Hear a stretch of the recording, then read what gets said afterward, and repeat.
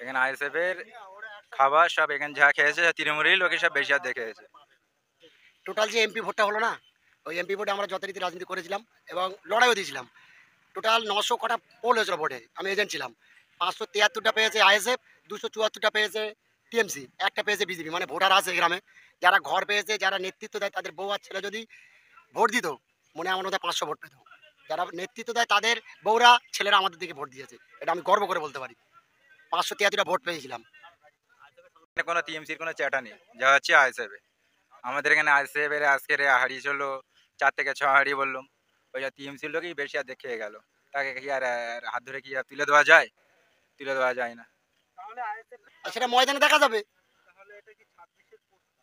এখন থেকে তো আমরা প্রস্তুত রেডি। শুধু অ্যাকচুয়ালি কি বলুন তো, মানে কি বলবো আর, মানে ভাষা নেই, কিছু ভাষা নেই, কিন্তু আমরা রেডি, অটোমেটিক রেডি। যখন খুশি তখন মানে ময়দানে যেতে চাই আমরা। এই যে আমরা দেখলাম যে একাধিক হাড়ি চাপানো হয়েছে, সাধারণ মানুষ বসে বসে খাচ্ছে, কতটা আনন্দিত তাহলে এই এলাকার মানুষ? এটা অ্যাকচুয়ালি কোনো থ্রেট দেখিয়ে খাওয়ানো হয়নি, এটা ভালোবাসায় খাওয়ানো হয়েছে। টোটাল গ্রামবাসী কম বেশি সবার বাড়ি থেকে একজন করে এসে খেয়েছে। ভালোবাসায় অনেক কিছু করা যায়। তৃণমূলেরও সমর্থকরাও খেয়েছে। হ্যাঁ, আমাদের তারা তো বন্ধু বান্ধব, আমাদের সাথে তাদের কোনো সম্পর্ক খারাপ নেই। তারা এসে খাবে না? অন্তত বন্ধু তো সব মানে সুলভ সহজে মানে দেখিয়ে খেয়ে গেছে। তাহলে এক কথা বলা যেতে পারে যে আইএসএফ কর্মীরা নেতারা হাড়ি চাপিয়েছে, সেই চটে তৃণমূল সমর্থকরাও খেয়েছে। তৃণমূল সমর্থক বলতে কি জানেন, তারা আমাদের বন্ধু বান্ধব, তারা এসে আমাদের খেয়ে গেছে, তাদের সাথে আমাদের কোনো এন্ট্রি নেই। কিন্তু অ্যাকচুয়ালি তারা যদি এন্ট্রি আমাদের সঙ্গে করে, আমরা ছেড়ে কথা বলা ছেলে না। আমরা ঝগড়া বাঁধাবো না, ঝগড়া বাঁধলে ছেড়ে কথা বলবো না।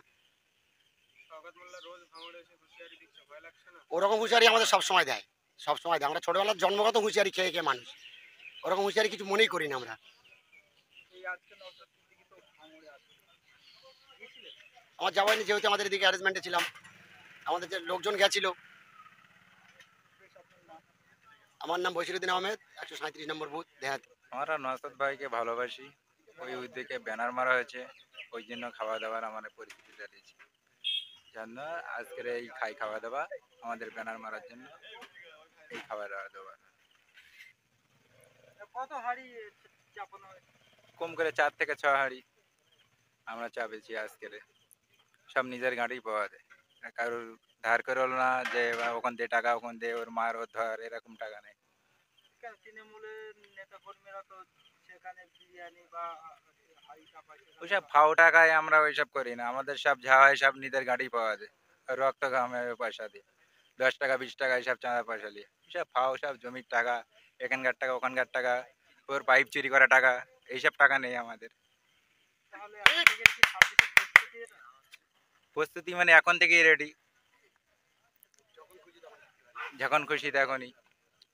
শুধু বুথ সংগঠনের দিকে তাহলে বা জোর দিচ্ছে? বীর সংঘের এখানে কোনো টিএমসির কোনো চ্যাটা নেই, যা হচ্ছে আইএসএফ।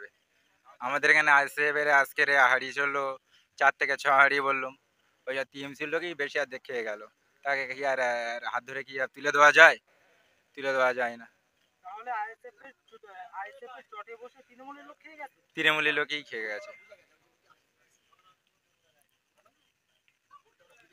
এখানে আইএসএফ এর খাবার সব এখানে যা খেয়েছে তৃণমূলের লোকই সব বেশি হাত দেখেছে।